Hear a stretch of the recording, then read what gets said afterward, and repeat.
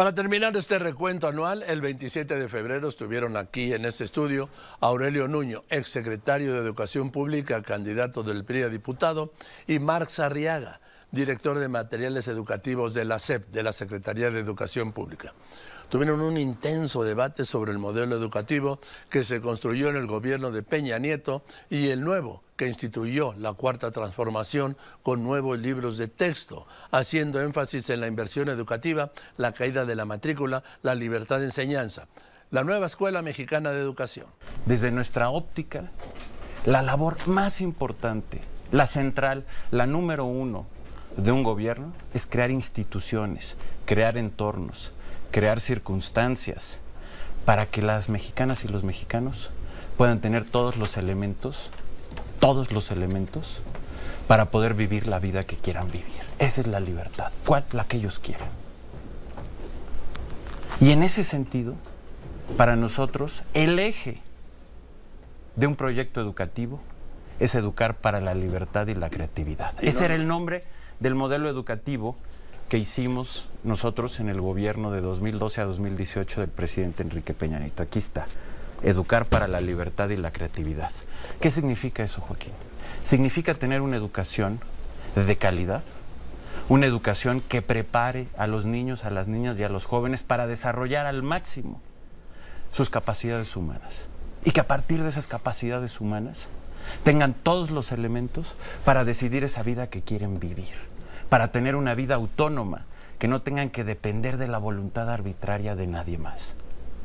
Y esa fue la reforma educativa que nosotros hicimos.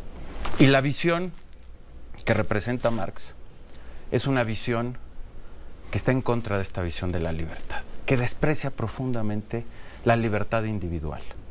Y que por lo tanto su proyecto educativo no ha sido un proyecto educativo para educar para la libertad y la creatividad, sino para educar para la dominación y el control, para ejercer un neocolonialismo sobre los niños y las niñas de México, para estandarizarlos, para borrar su pluralidad, su individualidad. Y por eso, como lo discutiremos aquí, quiero abordar muchos temas, porque esto empieza desde el gasto educativo, Joaquín. La pérdida del gasto educativo en este gobierno, el que representa a Marx, ha sido brutal. En 2017, Joaquín, cuando yo era secretario de Educación, el presupuesto federal de educación en México equivalía a 3.1% del Producto Interno Bruto. Hoy es 2.8%. Fíjate, 6 años después, Producto Interno Bruto es todo lo que produce un país y la manera de poder medir cómo invierte el gobierno es así. Y fíjate, porque van a ser varios temas, pero este va muy conectado y es muy importante.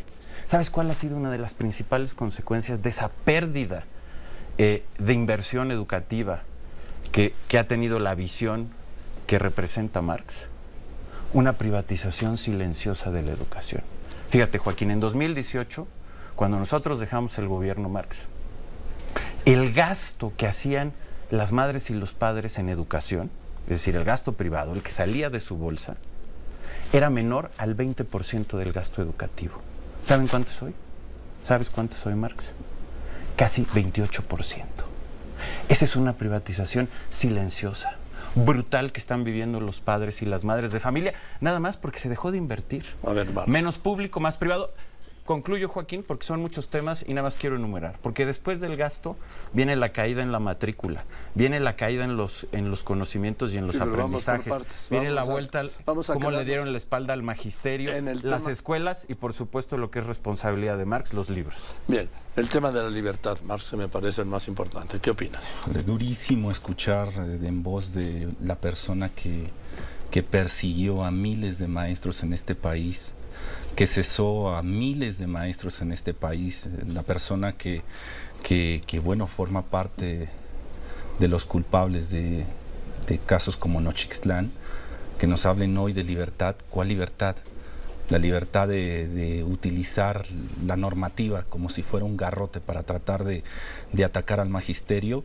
Yo no sé de qué está hablando de un modelo educativo que se centraba en pruebas estandarizadas, en libros de texto estandarizados en todo el país, donde no había ninguna libertad para la creatividad. Los únicos que tenían libertad eran los empresarios de la educación, que se hacían ricos con ello, las puertas giratorias que habían, cómo saltaban del ámbito privado hacia el ámbito público, directores de editoriales que terminaban en la función pública para beneficiar a los que habían dejado atrás en el sector privado.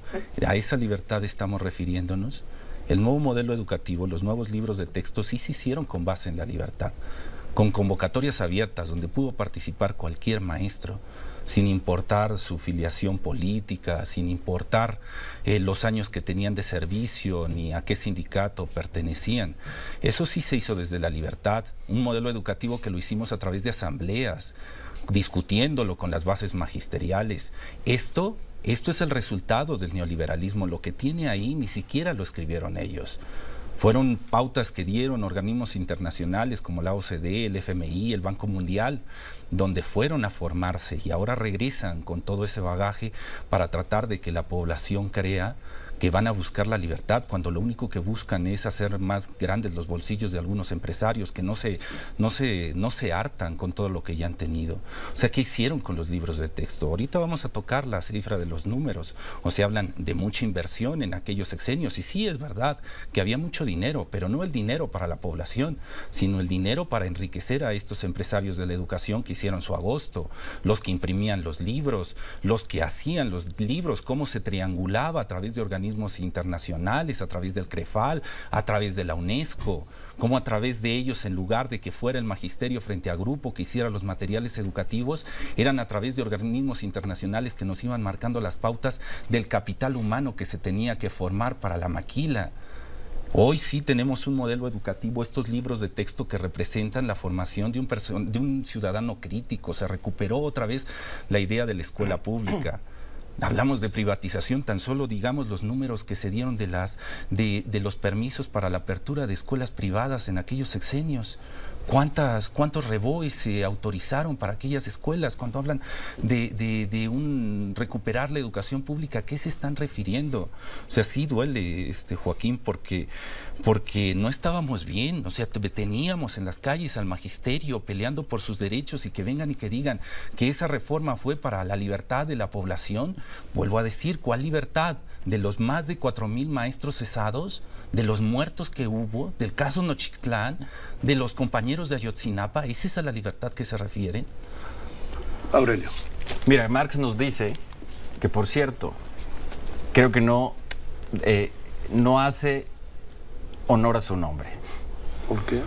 Porque Marx, el filósofo Marx, el Marx original, como buen hijo de la Ilustración, creía en la ciencia, en la libertad. Era un pensador de la libertad. Ahorita abordaremos eso, que es precisamente lo que desprecia la versión de este Marx, que es un desprecio total por la ciencia, por las humanidades y, por supuesto, para la libertad. Fíjate, ahorita nos decía que no entendía de qué libertad estaba hablando. Pues claro que no, porque su visión es totalmente distinta.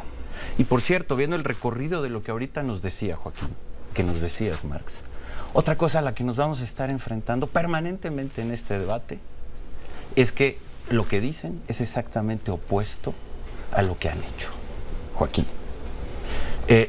Y claro, lo endulzan, ahorita más o menos, pero luego cuando traen discursos preparados, los endulzan con frases de mercadotecnia bastante chafona, de revolución del sofá, la revolución desde el sofá. Y dicen, por ejemplo, no hay nada más revolucionario que hacerle caso al pueblo. Si eso fuera cierto, si eso lo hicieran, hubieran consultado su modelo educativo. Nos acaba de decir que hizo consultas. ¿Cuáles, Joaquín? Ninguna. Ninguna. Un juez tuvo que detener el proceso de los libros de texto porque no habían hecho las consultas, Joaquín. ¿Y sabes qué dijeron? Sí, hicimos consultas. ¿Y sabes qué hicieron? Reservaron por 5 años la información. Ese es el tipo de libertad de Marx. Pero déjame regresar, porque él está hablando de cifras. No, todavía no empezaba con Bueno, pero yo quiero hablar de cifras. Yo me quedé en cifras. Y vamos a ir dando varias cifras a lo largo de este debate. Y me quedé en que invierten menos en educación. Y que eso ha obligado a los padres a gastar más en educación. Una privatización silenciosa, enorme, gigantesca. Se gastaba 3.1% del Producto Interno Bruto y 2.7%, y los padres de familia gastan casi 10% más en total en la educación de sus hijos. Pero déjame ir a algo más grave. Hoy, que además es una gran fecha para tener este debate, hoy es el natalicio de José Vasconcelos. José Vasconcelos fue el creador de la Secretaría de Educación Pública que fundó en 1921. Y el gran sueño, la utopía de José Vasconcelos era que existiera una escuela en cada rincón de este país, una escuela y un maestro. Y desde ese entonces, desde 1921, hasta que llegó el proyecto de Marx, cada gobierno aportó algo a la cobertura educativa. Fíjate, en nuestro gobierno, el gobierno del presidente Enrique Peña Nieto, de 2012 a 2018, se logró la cobertura universal de secundaria. Es decir, que había capacidad total para que todos los niños de esa edad pudieran ir a la escuela. Eso ya existía en primaria desde los años 80. En la educación media superior, Joaquín, pasamos de una cobertura de 63% a 85%, 20 puntos más que tuvo una equivalencia a 1.2 millones de jóvenes que se sumaron a la educación media superior, y en la educación superior se sumaron 1 millón. El gobierno que representa a Marx, por primera vez en la historia moderna de México, en lugar de contribuir a las coberturas educativas, expulsó niños y jóvenes de las escuelas. Hoy Marx, hay 1,5 millones menos de estudiantes de los que había en 2018. 500,000 en preescolar, 600,000 en primaria, 250,000 en secundaria y 250,000 en la educación media superior. Imagínate eso, Joaquín. ¿Y sabes por qué están fuera? Déjame terminar, porque es muy importante. Porque van a decir, es que fue la pandemia. No, este problema empezó antes de la pandemia. Cuando ellos quitaron un programa que se llamaba Progresa, ese programa aportaba recursos a las familias para que sus hijos pudieran estar en la escuela. Las familias más marginadas y humildes de este país. En el momento en que quitaron ese programa, desafortunadamente, muchos de esos niños y de esos jóvenes, en lugar de estar en la escuela, tuvieron que ir a trabajar para poder apoyar el gasto familiar. Fíjate qué grave, Joaquín. Y podemos seguir, porque podemos seguir en los aprendizajes. ¿Quieres que siga con las cifras? No, ¿Okay? Quiero que en este tema, Marx...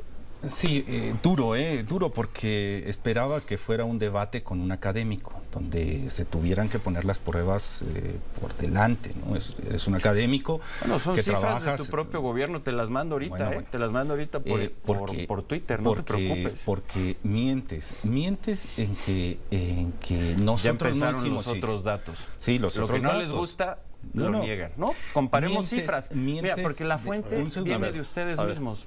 Así el debate. Bien, eso es todo. Muchas gracias. Buenas tardes. Yo soy Joaquín López Dóriga y como siempre le agradezco a usted que me escriba, que me llame, pero sobre todo y en especial le agradezco, usted lo sabe y además lo sabe muy bien, que me escuche.